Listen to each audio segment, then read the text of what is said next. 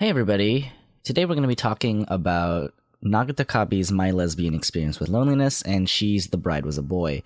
So these are both manga essays written by people who are LGBTQ in Japan, and naturally it's going to contain some potentially sensitive material. So there are content warnings for non-ideal family situations, LGBTQ stuff, obviously. There's mentions of self-harm and suicide attempts. And My Lesbian Experience with Loneliness in particular goes pretty in-depth about depression and anxiety and just generally feeling like a failure. So, if any of that is potentially sensitive material, then here's your warning.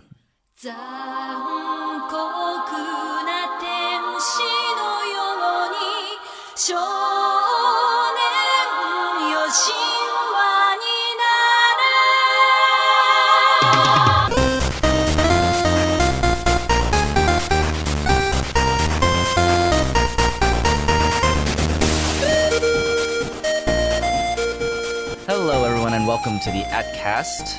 Oira wa omae no aibo desu. What? Rennie.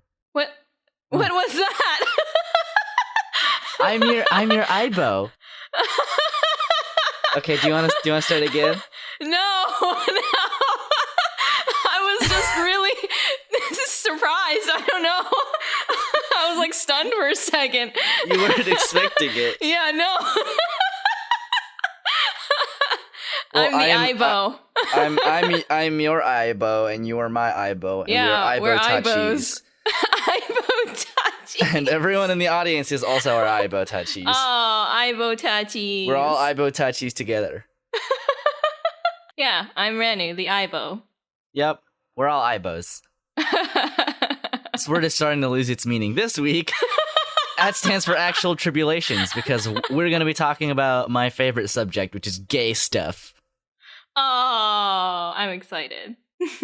Yeah, it's gonna be real good. Today, we're going to be discussing two different manga essays. We're going to be discussing My Lesbian Experience with Loneliness and The Bride Was a Boy. To be honest, before I started reading these, I didn't know what the term or genre of manga essay was. I mean, it's pretty self-explanatory. It is, yeah. And then I was like, oh, I've read this type of thing before. I just never categorized it as manga essay.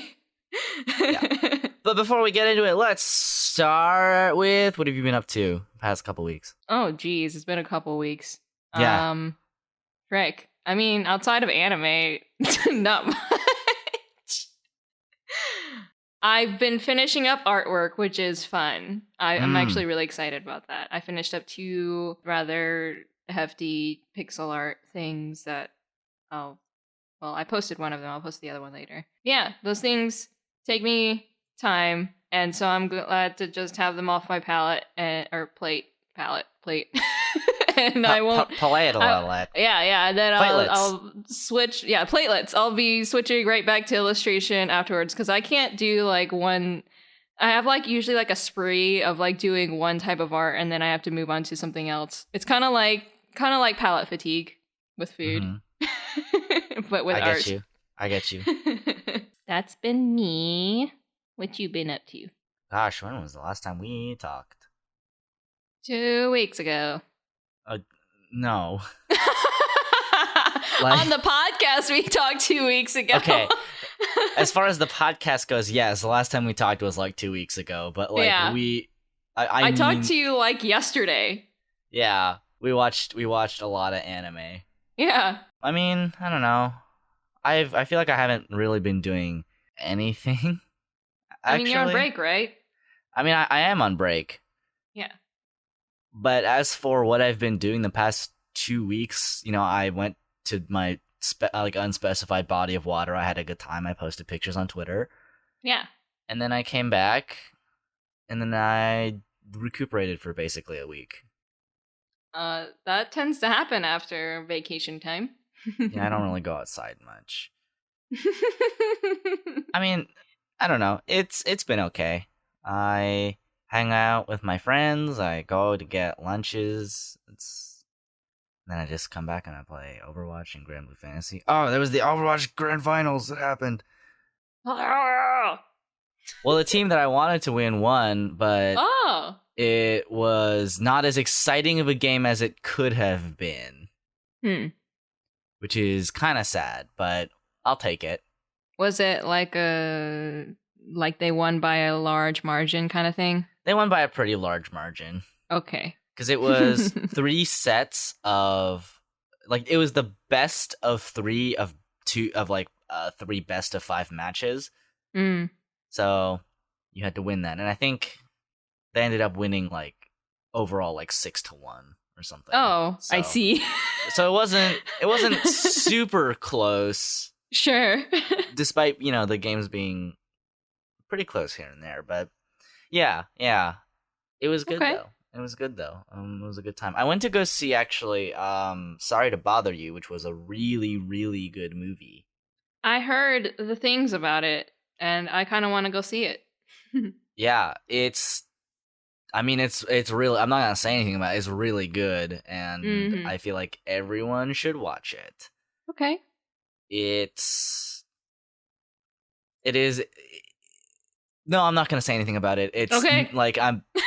It is something that you must experience for yourself. Okay, I like that kind of review. Yeah. It's really good. It's really funny. Okay. And it says some pretty important things. So. Okay. Pretty good in my book.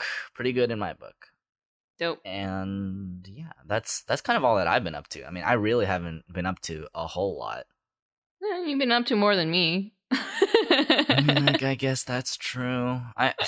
The thing about it is, I'm just loitering around waiting for the other things that are exciting to start happening in my vacations, so those will come around at some point, and that'll be good. I've been playing a lot of Stardew Valley, actually. Dude, how is it? You've been playing the multiplayer, right? Yeah, I've been playing multiplayer. It's really fun. Yes. Dope. Really fun. Dope.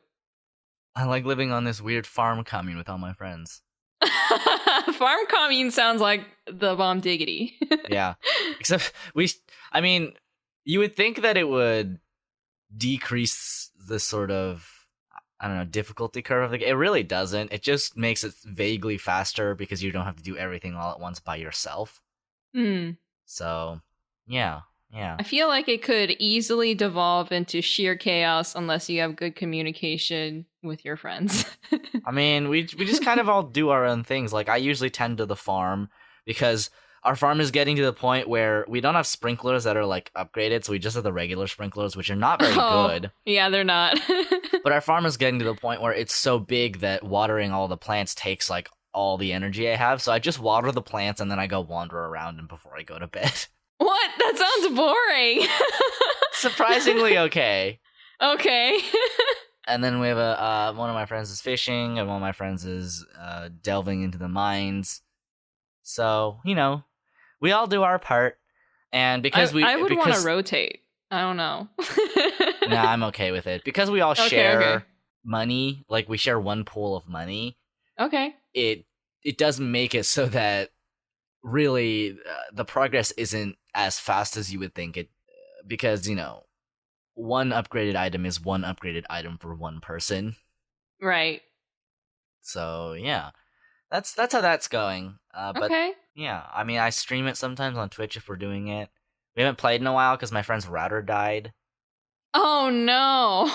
Yeah, it's not great.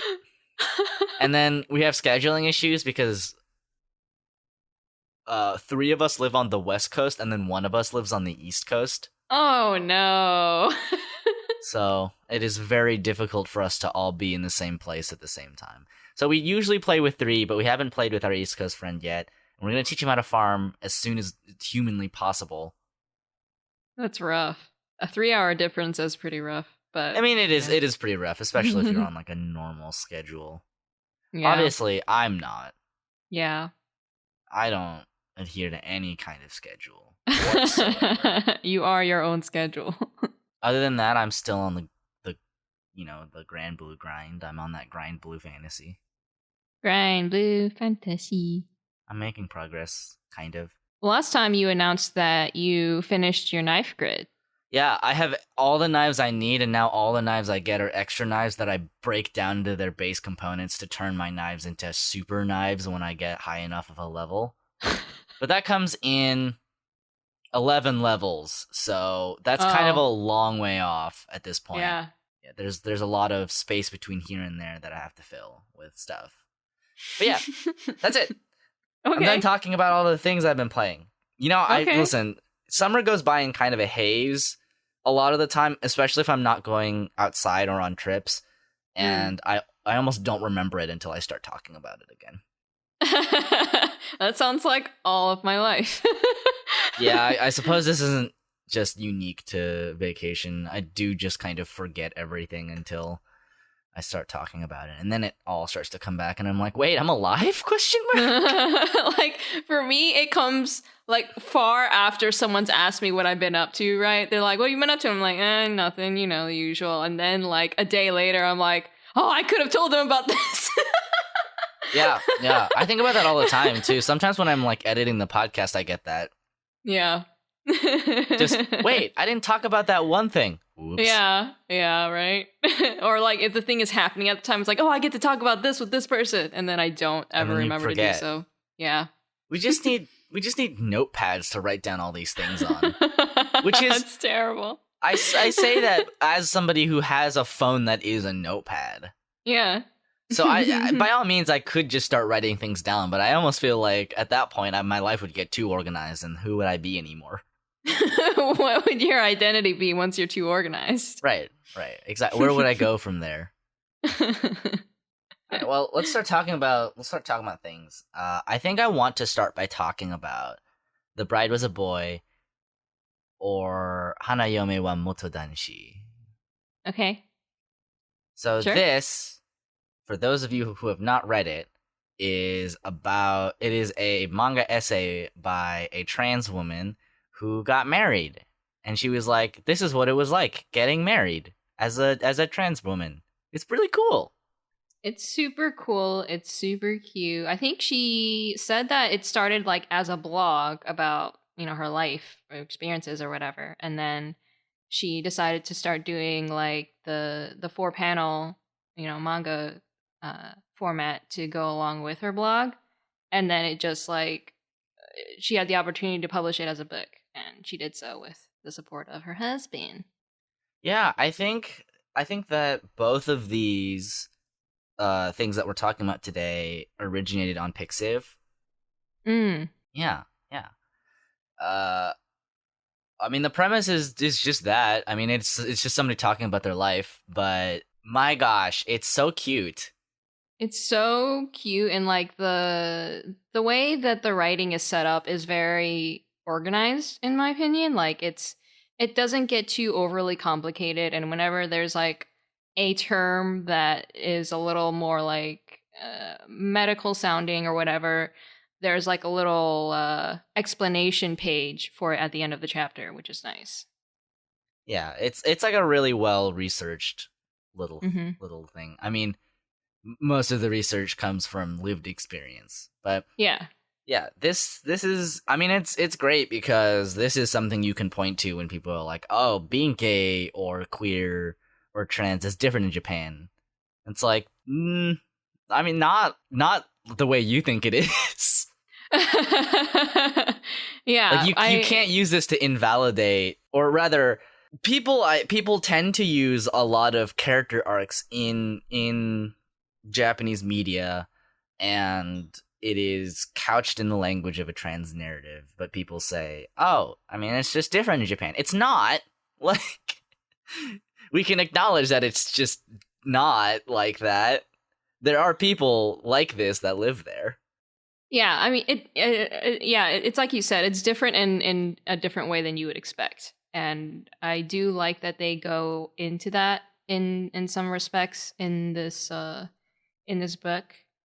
And like even getting into the way that the laws differ and whatnot, right? Or the way that the procedure and the process you have to go through with your physicians, all of that is pretty different. And the author is very self-aware of that. Like, these experiences are very unique to her and is not going to even necessarily reflect what another Japanese trans woman goes through. Yeah, that was what was most interesting to me, was when she's talking about how the Japanese laws work in relation to families and how they're kind of archaic, kind of backwards, kind of bizarre. That was awful.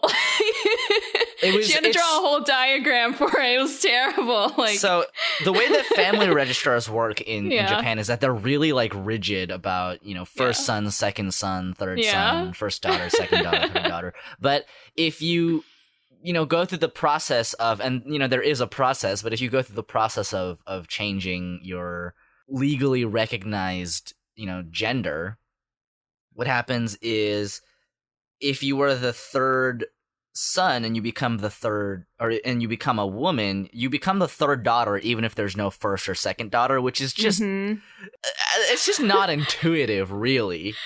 Like, there's one panel where she draws, there's, two eldest daughters in the same family because the eldest son transitioned into eldest daughter. And it's like, what? Why?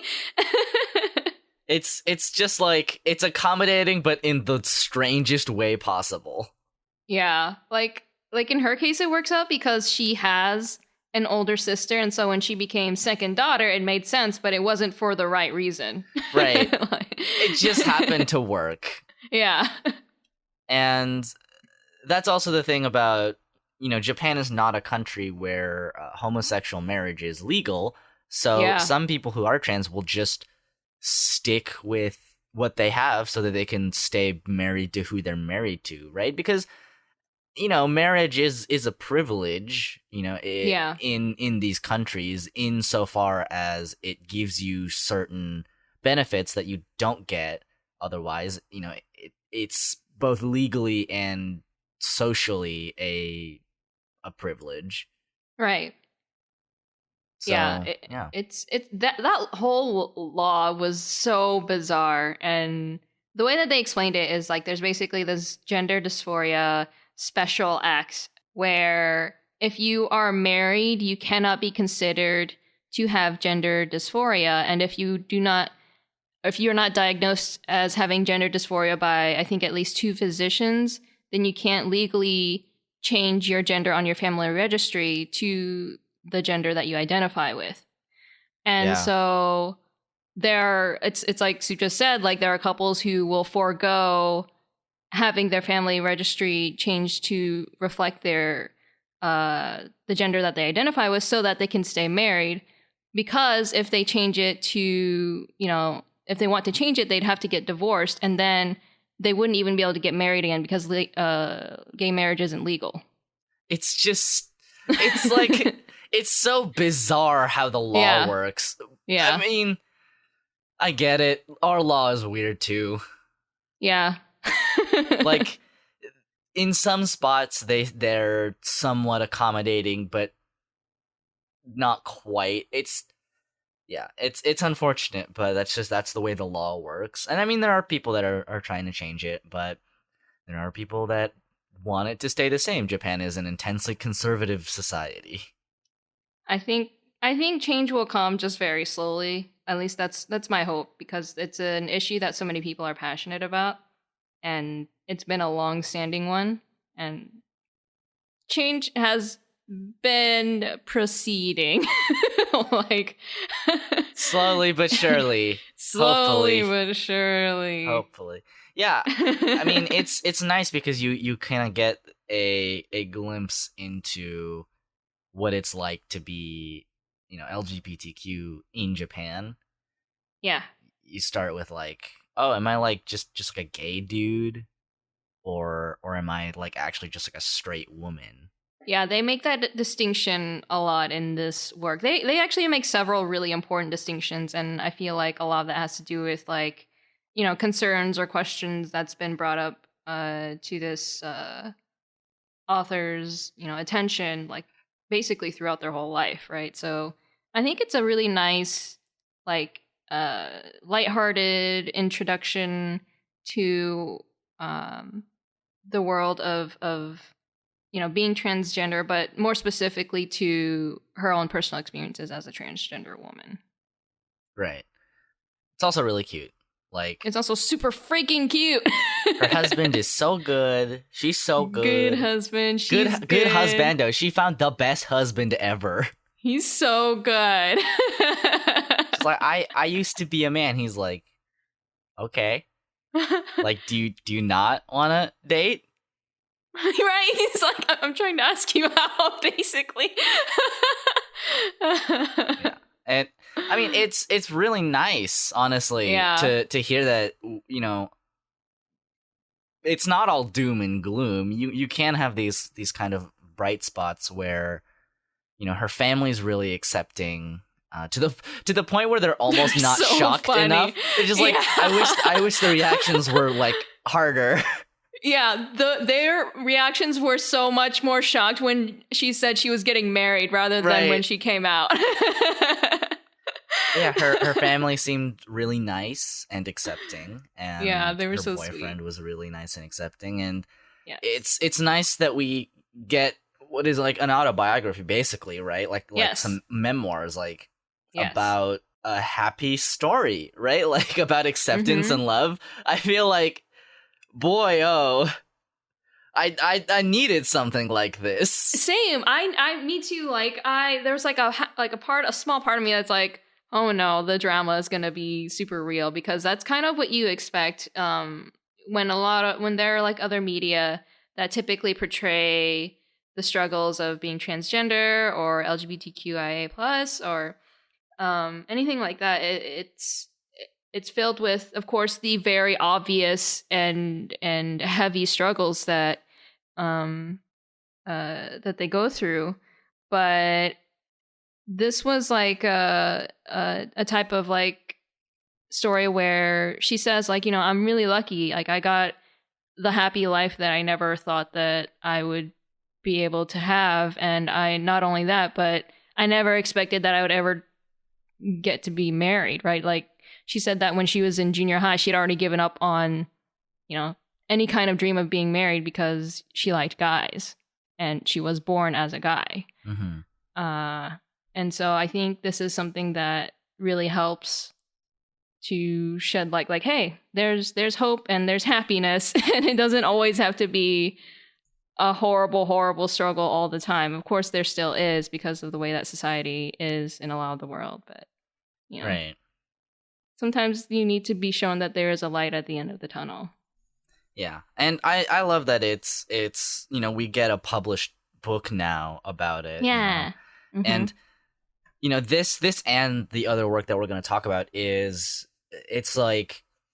astounding, the financial success, I guess, is the way to put it, of these narratives. You know, you can buy both of these books on Amazon.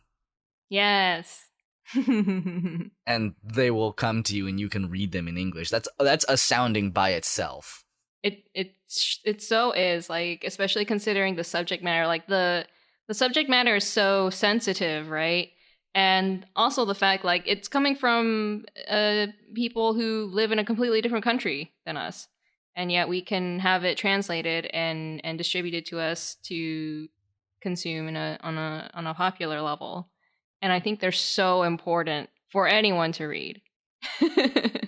Yeah. Oh, it was so cute. I love the art in this freaking manga essay. Oh, it's so cute.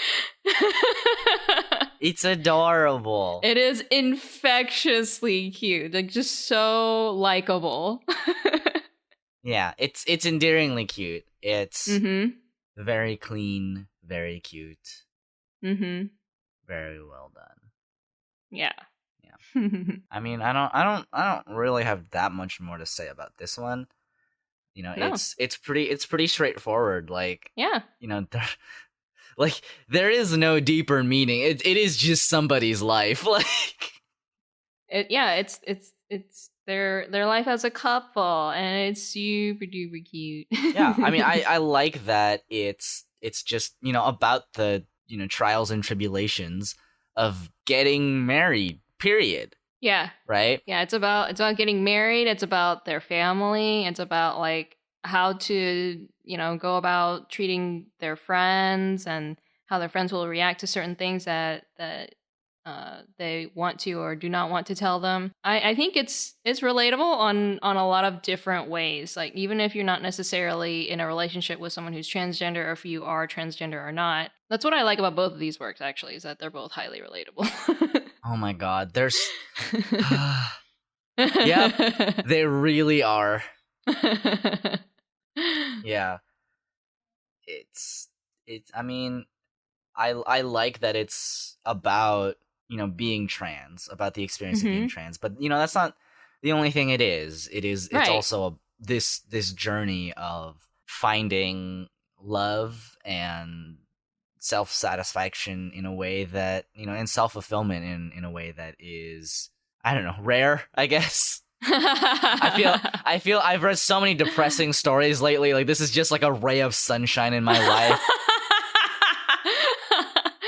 Yeah. I mean, it's like, what can I say? It's just pleasant, right? It's It is just super pleasant. nice.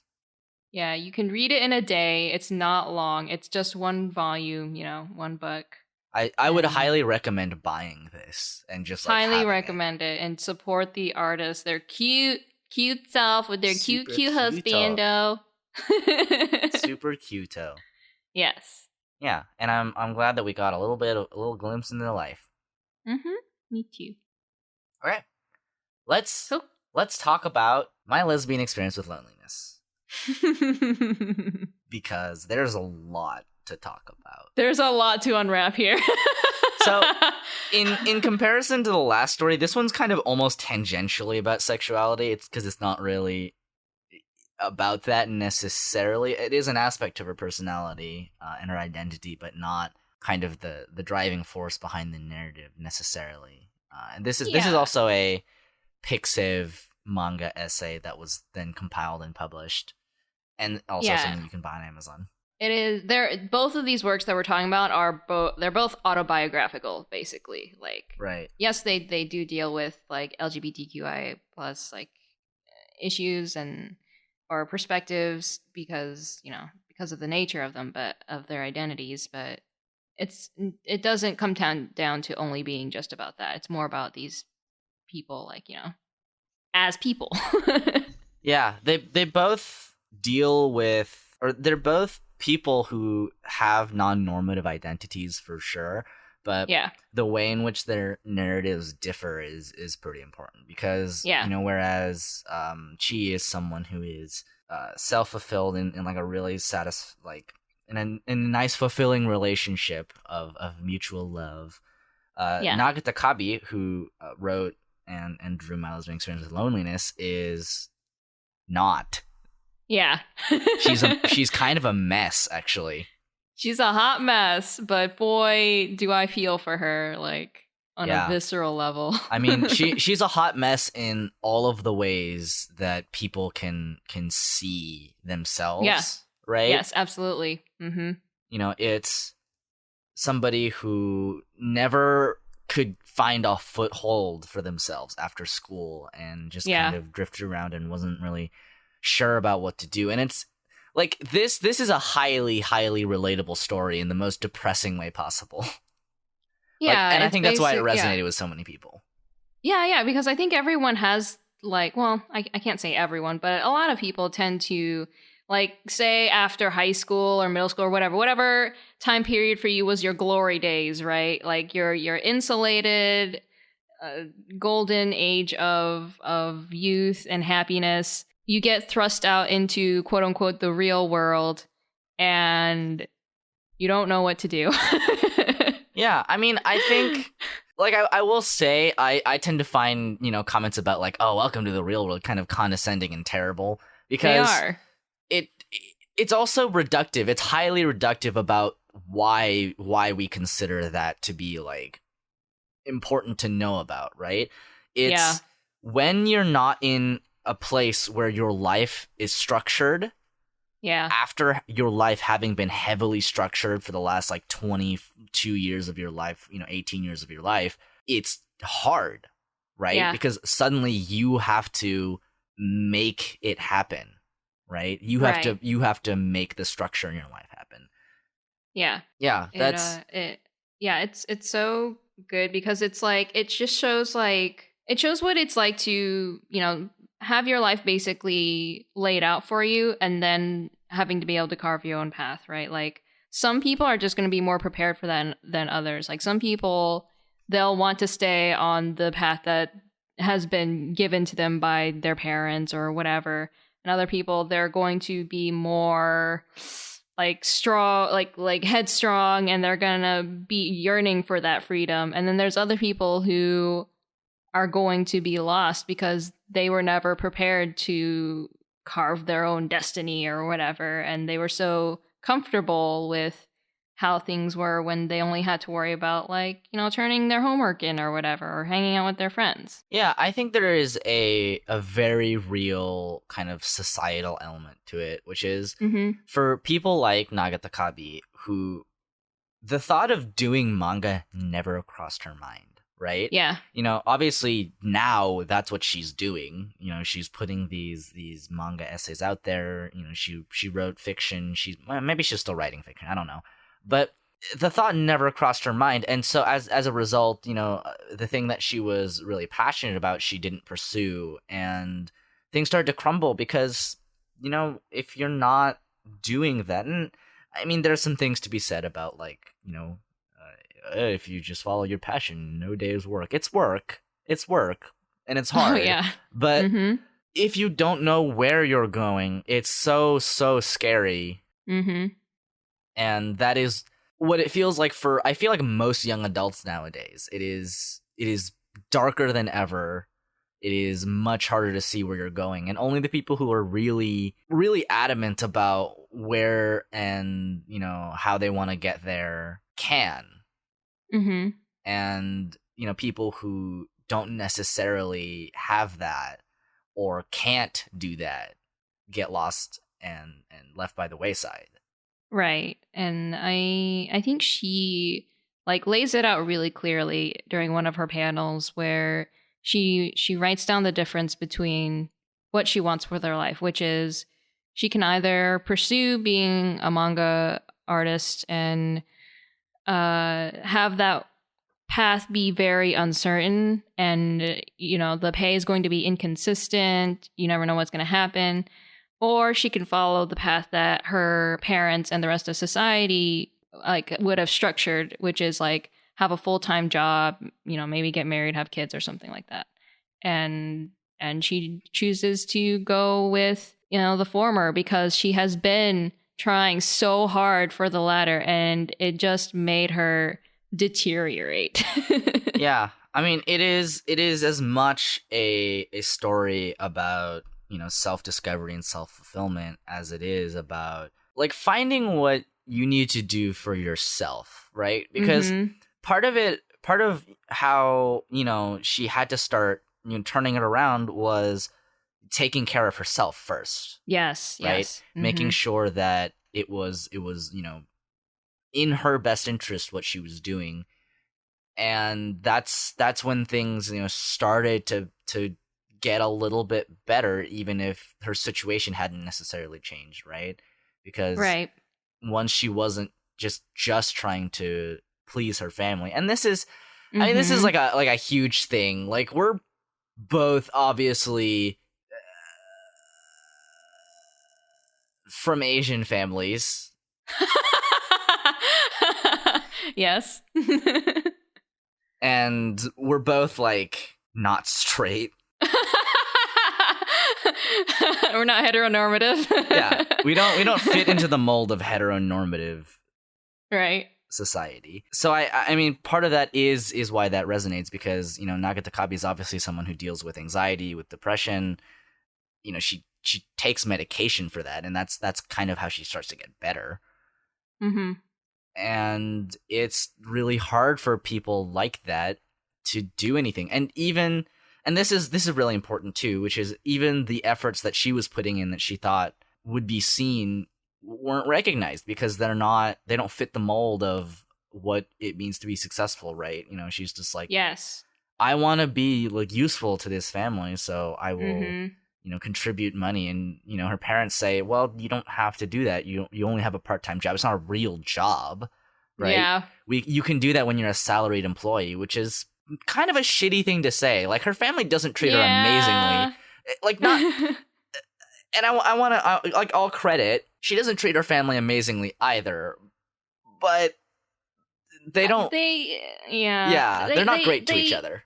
No, they're not supportive, like all encompassingly supportive, right? Like, of course they take her in whenever she's unemployed or whatever, like, you know, when she's trying to get back on her feet. They don't give her a hard time about it. She comes home and they're like, okay, welcome home, you know. But also, like, there are pressures and standards there that they have, that they grew up with, that they then, you know, assume is normal, and then they put on her.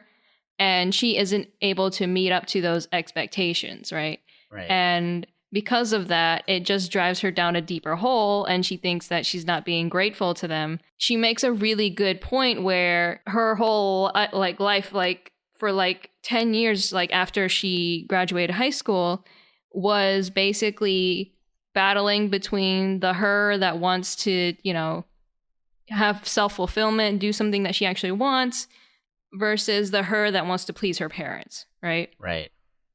And I think that's such an important distinction to make, because of course you want to have your parents be happy and because they raised you, or, you know, have the people who support you like approve and accept you, right? But you don't like it's also ostracizing at the same time, right? Because you're trying to be something that you're not. Right. And so I think it's a real struggle for her, at least like just like identity wise, even like it took a lot of self-reflection to figure out like who she was and what she wanted. Yeah. And what's really important, I feel like, is, you know, near the beginning she says, you know, like this is when she's terribly underweight and has an eating disorder and won't eat anything. Mm-hmm. She says, but I was happy to be falling apart. Getting hurt absolved me of something. I thought it would lower the bar for other people to accept me, and then I could find a place where I belong. Yeah. So, yeah. You know, part of it is this feeling of if you are suffering in a way that, you know, is more or less invisible, I guess, it can almost feel comforting to wallow in that. Yeah. To feel like, well, I'm getting hurt, but that's okay because it means that people will, you know, reach out to me or like me or whatever. And it's a really hard turnaround for her to realize that that's not the case, and that she has to do it for herself, right? Yes. I think the whole lowering of standards is basically like, oh yeah, I'm suffering, therefore I'm paying a price for the state that I'm in now. Therefore, I can't be considered completely worthless because I'm sacrificing something, right? Right. And I think that also goes in tandem with, I love the way that she describes some of the more serious issues that she went through, you know, like the eating disorder, but also like on a more sensitive topic, she also goes through like self-harm habits. Mm-hmm. And the way that she was able to articulate it was because she, you know, saw someone else writing about it, which was that having like a physical reminder or seeing the physical cause of an injury gave her comfort, because there were so many invisible things that were hurting her that she couldn't understand and that she couldn't overcome.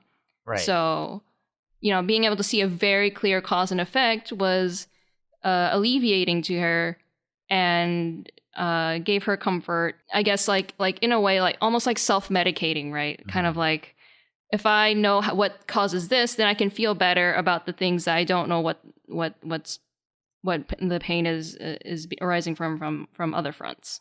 Part of it is, and it kind of sucks that it is that way, but part of it is just growing up. Yeah. Right? Part of it is self-reflection, which is hard. It's not easy. It's like really, really hard. But, you know, it's kind of the only way to move forward, right? Yeah, I feel like, I mean, like, it's not just like when you're an adult, but like even as a child, you're constantly reforging your identity, and you're constantly reflecting and figuring out who it is that you are. Like there's no, like at least to me, there's no defining moment where you're like, I am this person. Like right. That definition that you hold for yourself probably isn't going to be true like in another 5 to 10 years. It might be true like at that moment, And so it just so happens that when you're a child, it tends to be easier to figure out who you are because the consequences of that aren't as heavy as when you're an adult and responsibilities are tied to that. Right. And, to a large extent, a lot of this is also like, a depression thing. For a lot of people, depression results in this feeling of a loss of identity. Like, who am I even? Because I lost so many years to not doing anything. And I feel like that is a large part of what happens, in this narrative about her own life. She spent so many years after, losing her way, I guess. Mm-hmm. Losing what she used, like the anchors that she used to define her identity. After losing those, it was really hard for her to go anywhere because she couldn't even figure out who she was and what she wanted, right? She wanted to be happy, but she couldn't figure out the way to get there. Yeah, and the way that she judged her own value was highly skewed. And right. it got to the point of like every time she reflected on how many years had passed, she would say, "Oh, like I leveled up in uselessness because the past 2 years I haven't held a job, therefore I'm even more unemployable now." That's a big mood. Yeah. So like I relate, I understand, because when you're trying to figure out who you are or what you want to do in life, you try and judge your own self-worth and your own value. And what you tend to do is you tend to lean on other people's standards or society's, standards for what makes you a valuable human being, right? Whether it's like your career or how well loved you are by your community, your friends, your family, and whatnot. And what it took her a long time to realize was that, as soon as she started investing in herself, that's when her life started to take a turn for the better. Right. And it's not like a magic bullet either, right? It didn't suddenly get better, but it was a little bit. And it was like gradually working up certain things into her routine, like better hygiene and fixing up some of her clothes, or like small things like that. That's how it started. And then it started having a positive mental effect on her too. Yeah. And I mean, for people that do struggle with depression, it is a very like valid thing.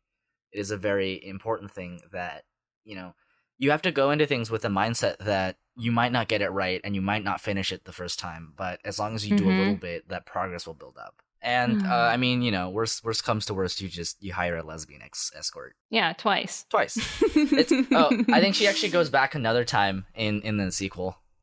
Oh, really? I haven't read the sequel yet. So I got the sequel in yesterday, and I read it, and I can tell you a little bit about that. But yeah, it's like this is a narrative that is so heavily tied to these feelings of otherness to some extent, and they tie into feelings of worthlessness and uselessness. And at the end of the day, it's like everybody feels this a little bit, for sure. Everybody feels a little bit like, oh, well, I'm not, useful, or I shouldn't exist. And I mean, that's obviously not true, but it's so hard to see that, and it's so hard to believe that when no one recognizes the things that you do. And it's, I mean, I would go as far as to say it's not their job to.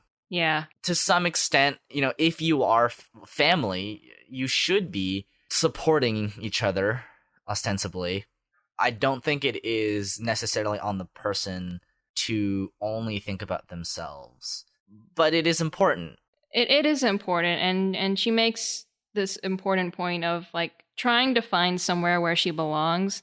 Like, yes, she has a family that she can go home to and who will like house her, but she still didn't feel like she belonged there. And I think a lot of that has to do with like that like lack of communication or that lack of understanding between them of like absolute acceptance, right? Like she hasn't, come out to them about her sexuality. She, barely told them about her manga, right? Oh boy. And so and she talks about like she wants friends, like even up to when she was about to meet the escort or whatever, she's like, I want friends. and she wants to be held and comforted or whatever. But like it's there's a lot to consider. I mean, it is as much a story about your life falling apart as it is putting it back together, right? Mm-hmm. Like piece by piece. It's not going to come together all at once, and it might not come back together perfectly, and it might fall apart again, but you just have to keep at it. Mm-hmm. There's no easy way to go through it, and you can't rely on people for your own self-worth. You need your own self-satisfaction. You need your own self-esteem, you know. Right. It is, you know, we can recognize both that you cannot live simply on the merit of, or like the approval of other people, and that, you know, humans are inherently social creatures, and to some extent people who aren't recognized by anybody, you know, that's not necessarily their fault. You know, it's a societal problem, it is a social problem, it could stem from really anywhere, but like, you know, it's both of those things, right? It's the kind of balance that you want, right? If you have no sense of self-worth, it can be very reaffirming and, you know, nice to have somebody believe in your self-worth. Like, here's the thing is, there's an old adage that's like, you can't love anybody without loving yourself. And I don't think that's true. Mm. It is entirely possible to, despite the fact that you don't see the value in someone, because you care about someone like so much, the fact that they see value in you, that's the value you see. You know, it's the, like, you know, don't believe in yourself, believe in the me that believes in you. Yeah, I think because it's so much easier for us to see someone else's worth as opposed to our own, right? Like, we see what someone does like right in front of our eyes, but like when we do something or we feel a certain way, because there's so much that we're trying to input and interpret and analyze about ourselves, and we're so self-critical a lot of the times, it's harder to more objectively view ourselves like from the third person, say, okay, well, this thing that I did, you know, it's good, or it's good for me, it's healthy for me, you know, or we slip into like moods or like we're impacted by emotions that also cloud our judgment or cloud our reflection. So I definitely think it's possible to more easily feel the love towards someone else versus feeling the love towards yourself. I mean, I as with most things, I also think it's a process, right? Yeah. You know, through the process of seeing what someone sees in you, you can start to see that in yourself. Exactly. Right. Yeah. But the ultimate goal is some amount of self-esteem and self-worth that you see in yourself, because, you know, at the end of the day, I don't think a relationship is doomed if one person doesn't see their self-worth and if they don't love themselves necessarily. But at the same time, I don't necessarily know if that is sustainable, right?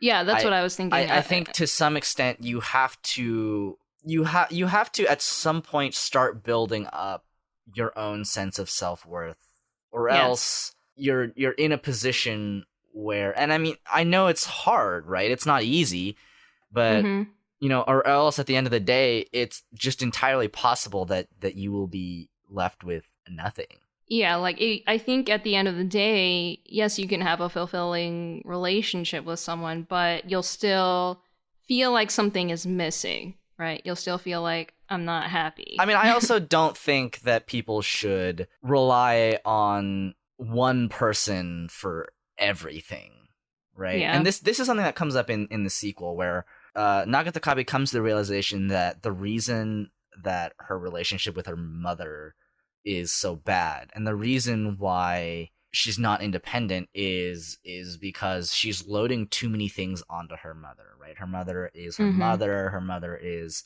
her basically her only form of like social contact, her friend, her whatever, right? And so it gets to a point where, you know, you start to burden that person, right? And it's kind of terrible to say, but like, you can't do that unless they give it willingly. Yeah. Right. And no one person should be doing that forever. Yeah, it comes along in the sense of like, if you're not taking it on yourself, then you're putting it on that person that you depend on. But if that person you depend on is only one person, then that's a lot of pressure on them. And then because they know that you're their only, or that that they are your only one person, that's even more pressure on them to perform and not let you down. Yeah, and this is an excerpt from the second book, which I know you don't have, so I'll read it for you. I read somewhere long ago that being independent means building up the number of people you can rely on, and relying on each individual less. And I think, that's it. That's what being independent is, right? It's not being all alone. It's not sectioning yourself off from society and not like refusing to rely on anybody. It's relying on people, but it's relying on people in a way that isn't going to damage people, right? It's in a way that isn't going to hurt them or you.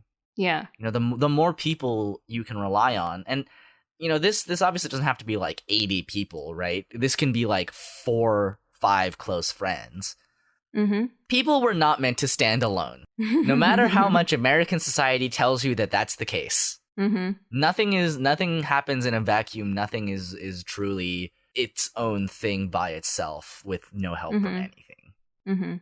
So, I mean, it's important. It's important to know. Yeah, I think another point that I wanted to touch on that she talks about is like this whole concept of like the sweet nectar that everyone has and that she's been missing out on, which I think goes back to like the whole discussion of self-worth or what have you, because it isn't until she finds fulfillment in publishing her manga and getting, you know, responses from it, getting people who accept her very embarrassing and open stories about herself, that she gets like a little taste of what she thinks society runs on, which is this sweet nectar that makes everyone's lives better, right? Like, why are all these people like shining and punctual and ready to get out of the bed to face the world, and why is she like not even wanting to crawl out of bed, right?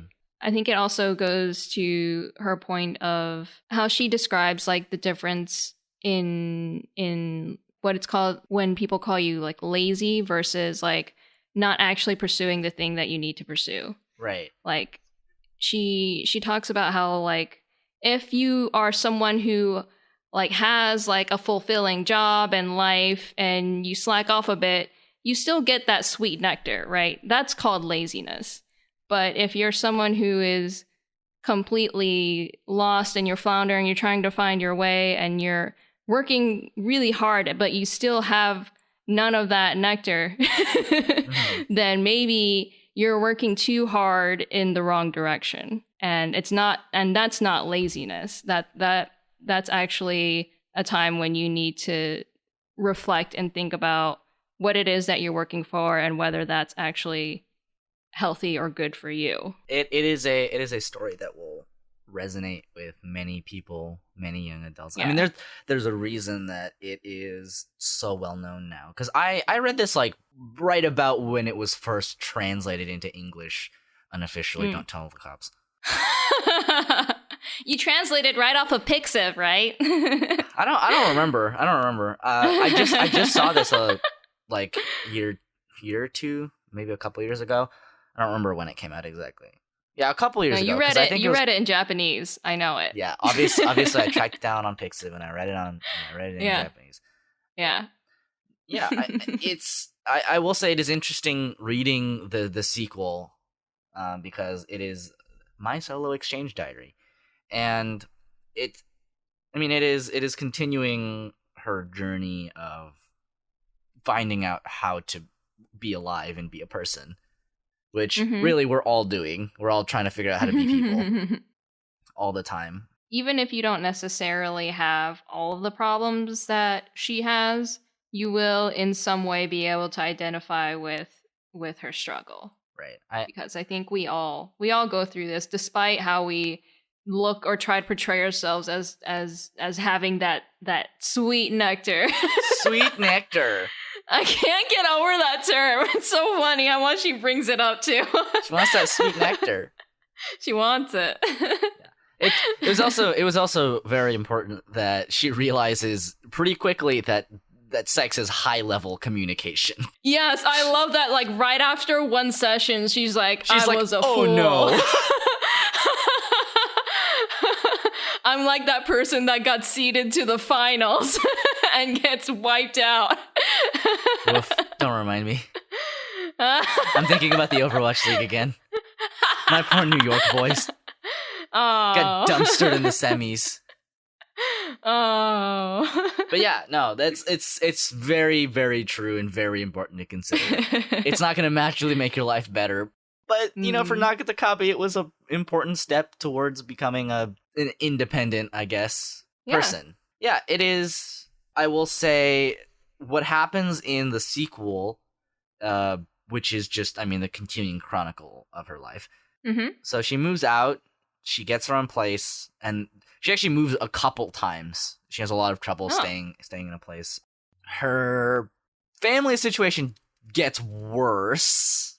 Oh, no. Mostly because they don't take greatly to her work being published. Oh, they find out. Well, I mean, obviously they find out because, like, you know, that's just how it be. Sure. But what happens is her family basically thinks that it's an embarrassment, right? That she's like airing all of the grievances in her life to the public, right? Which I get for like a nice Japanese family, but boy, it is let's just say it's pretty much the opposite of Chii's family. They're not very happy about it, and you know, she realizes that her mother too is not like, her mother's also like a victim, right? She's not like really happy. She's kind of the punching bag of the rest of the family. Her in-laws are not amazing to her.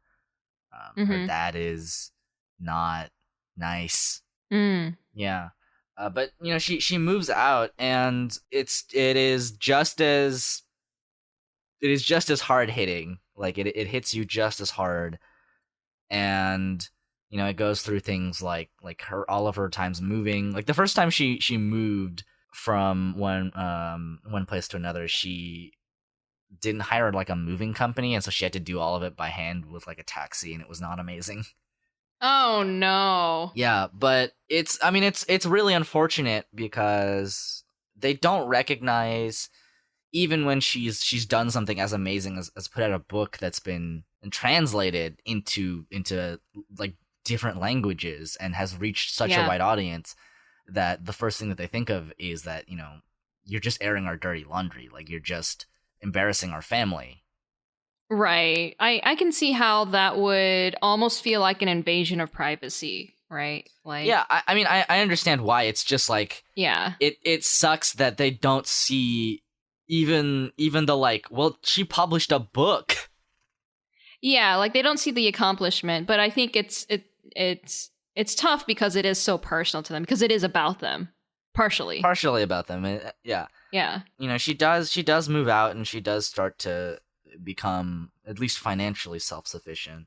Okay. So that's good, at least. Good. She does at some point get into a relationship and have a couple dates with a person, which is when she realizes that she is not ready for that, basically. That seems to be the case. Right. Because she realizes that it is hard for her to consider other people when she can't even really consider herself, right? She's so... Right. Because she has... And I mean, it is a survival tactic, you know, where she has thought about her own self-preservation for so long that it is hard for her to, you know, be considerate of other people. She realizes that, you know, although this person really likes her, right, and asked her out, right, it is difficult for her to reciprocate because she doesn't know how to, and she feels bad because she doesn't feel like she is, you know, reciprocating as much, which, I mean, that's a very real thing. If you can't, it, like, boy, being in a relationship is tough. It's hard. Yeah. It is high level communication. Yeah. So yeah, it's unfortunate, but like, I get it. I understand. Yeah. No, dude, I really want to read the sequel. Yeah, it's really good. You should get it. Yeah. It is. There is another volume coming out next year in February. So Yo, man, girl, keep pumping these out. yeah, I will be waiting with bated breath because I will be wanna buying know. all of them. She mentions at the end that she made an attempt on her own life. So that's sad. It's not great, but she presents it in a way that's really, I don't know, it's honest. You know, she says, once when I stopped caring about the future, I cut my neck with kitchen scissors, but it turns out the cardioid artery is on the inside of your neck muscles. Those muscles hurt for a long time after that. I don't know what my mom or dad or anyone else is saying, but you've really worked hard and have grown so much for me. And this is written in as a diary, like an exchange diary addressed to herself, which is why she's addressing herself in the second person. From now on, I'm fine with getting hurt again, so please don't give up. As much as these are like, you know, these stories about her life are really sad, and we can see ourselves in it. It's also a story about hope, right? You know, she tried, but she still hasn't given up. You know, she's still working and she's still going, and it's not easy, right? Yeah. But yeah, it is. I don't know. Being a person is tough. It's tough biz. Yeah. Oh. Yeah, in the sequel, she gets to a point where she realizes that she's really lonely. Yeah. Like excessively lonely, because you know, up until this point, she hasn't really been keeping up with her friends. She obviously doesn't have an amazing relationship with her family. Yeah. And she works in a very solitary line of work too, so it's very difficult for her to make friends. You know, and this is the thing, right? She does make progress. You know, she goes to some friends, she goes out with some friends, and she visits and goes to one of their weddings. But at the end of the day, right, it is important that, you know, if you want to be friends with somebody, especially, I mean, I don't want to say like you have to keep up with them, but you kind of have to keep up with them, right? I think there are some friendships where it is very easy for you to pick it back up where you left off. Yeah. But there are others where if you're not gonna put in the effort to maintain that relationship, then it's not gonna be there for you. Yeah, and I think that differs highly between, you know, person to person, friendship to friendship, or whatever. That the level of energy or commitment that you have to portray or invest, right? Like some people will be highly understanding of, like, you know, people like me who are horrible at keeping up with distant friends. I'm so bad at it. But like if you talk to me, you know, like years later or months later, I'll pick it back up right where we left off, right? Like, so if you're okay with that, and a lot of my closest friends are, then we get along fine. But then, of course, there's going to be friends that I lose along the way, or that people like me lose along the way because that's not compatible with them, or whom I have to put in a little more extra effort into keeping in touch with, so that, you know, feelings aren't hurt, and, you know, we can all get along. So I think that is a really important point to touch on, because she doesn't really get to address friendship at all in at least this first book or whatever, because, you know, she talks about wanting friends. She doesn't have any friends anymore since she left high school. So I'm actually quite pleased to learn that she's addressing lots of other different issues in the sequel. Yeah, there are. I mean, she's moving forward, which is nice to see. Yeah, that is really nice to see. Oh yeah, she's gay. As fuck. What? I don't know, dude, she's super gay. She is. She likes the ladies. She likes the ladies. Yeah. I mean, it is. It is almost it is really almost tangential. Yeah. I actually, there's that one scene where she's talking about her attraction to ladies, and and how she was comparing it between like receiving a potentially lewd image of a boy, and she's like, or like a guy, and she's like, that's nice. He sure is naked. And then she receives one of the girl, of a lady, and then she's like, effing saved. I was like, yep. Good. This good sweet lady. Yeah. Well, I'm looking forward to her future books. I am too. I don't know if Chii will be writing anymore, because I think The Bride Was a Boy was published a couple of years ago. I think so. I also read that a couple of years ago. Yeah. Seems like a one-time It does. book. I mean, I would read another one. Just about happy married life together. Right. It would be a slightly different topic or a continuation or something, but I think it stands on its own just fine. Yeah. You can buy both of these on Amazon. Get them. They're so good. Support these authors. They're so good. Good. I mean, they're so wonderful. I understand if you don't want to go through Amazon because Jeff Bezos is terrible. I feel like every other podcast episode we're like, this person is terrible. Jeff Bezos is terrible.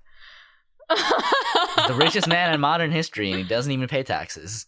0. Oh, why do all the richest people not pay taxes? Because they can afford to not pay taxes. I don't understand.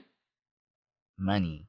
I guess if you have more money than humanly possible to spend, you just want more of it. Yeah, you just want that big number to keep going up. Yeah. So this, My Lesbian Experience with Loneliness, is distributed as It's distributed by Macmillan, 7 Seas Entertainment LLC. I think if you go to gomanga.com, you can get it too. Gomanga.com. We don't get paid for this. Oh yeah, we're not sponsored. I really wish we did. You just want to shill for something? Well, if we got paid for it, then I could just do this, and I'd be like, hey, Dad, I make money.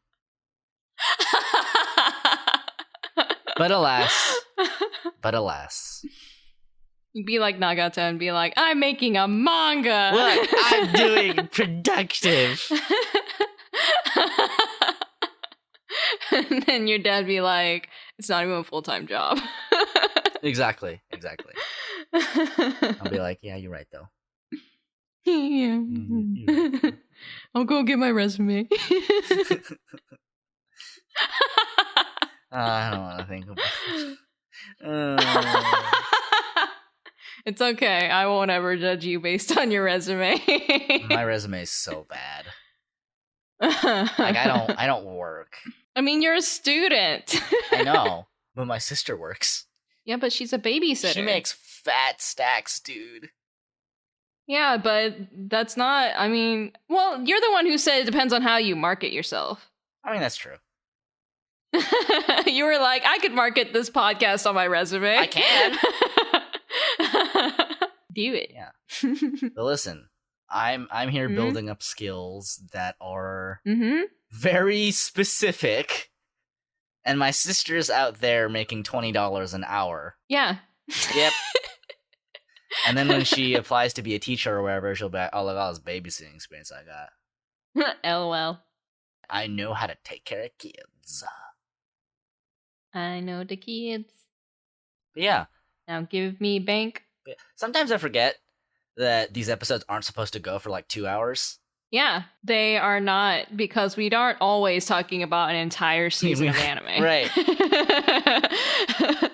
Hey everyone, there's some content missing here because we talked for like 30 minutes about the updates that we had to our feelings about the summer 2018 season, and I cut it out because I don't want to bloat the episode with that. But there is one thing I wanted to touch on before I end the episode, because I realized that we didn't talk about the art, which is my bad because I didn't write up an episode guide for this, so we were just kind of flying by the seat of our pants. This is a manga essay, so the art is an integral part, and it is worth talking about because I think that it's something quite special. It's not polished. A lot of the line work is kind of rough. It is sketchy. It only uses the two tones, obviously. I think it makes the story raw and honest and personal in a way that commercial works can't be. And obviously, this is a commercial work in so far as it is distributed and sold and bought. But, at the end of the day, it's a personal story about somebody who has been through a lot of suffering and is continuing to suffer and is continuing to make that journey of self-improvement. But, the 4-panel style is somewhat inhospitable to serious content, but I think it really works here.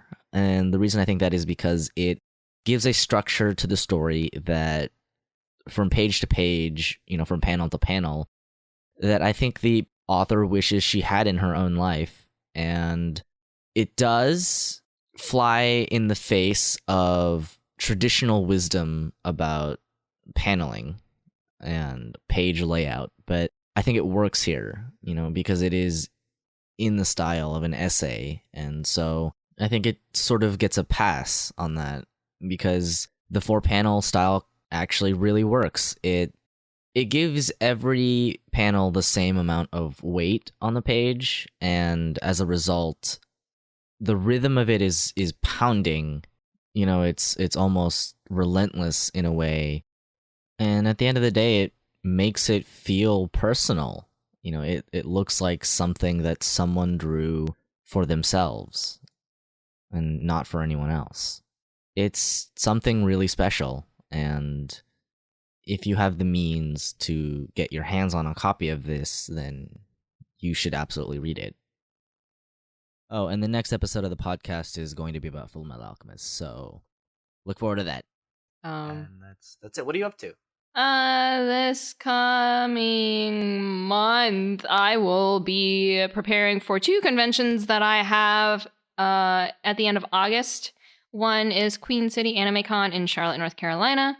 The other is San Japan in San Antonio. They are on consecutive weekends, so I will be booked for the last 2 weeks of August. But yeah, I'm just preparing for that. So, yep. Nice. Yeah. What you up to, Soup? I am also not up to much this week, actually. I'm mostly just sitting on my hands until my New York thing goes through. When is that? I don't know. Yeah, I know.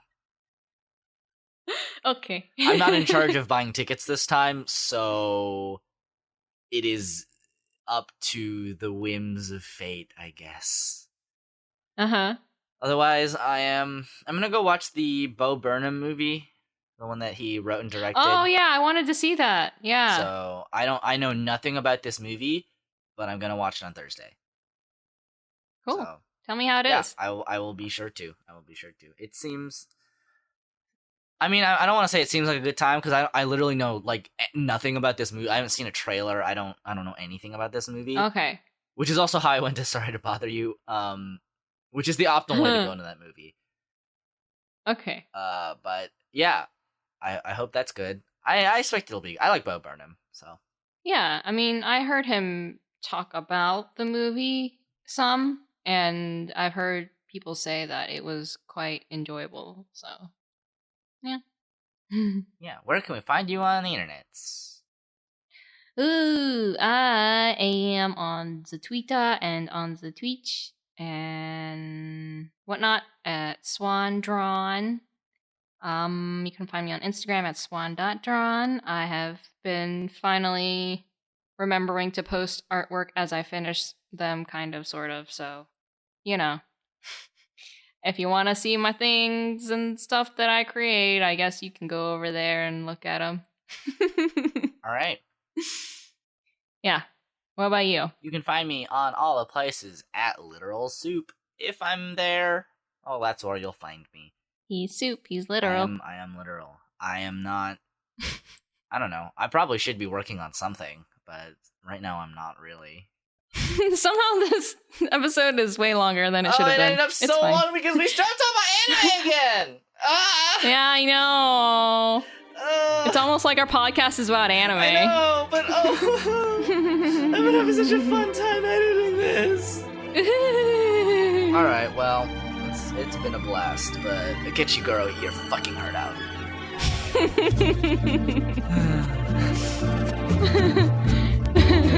Go have an experience with loneliness.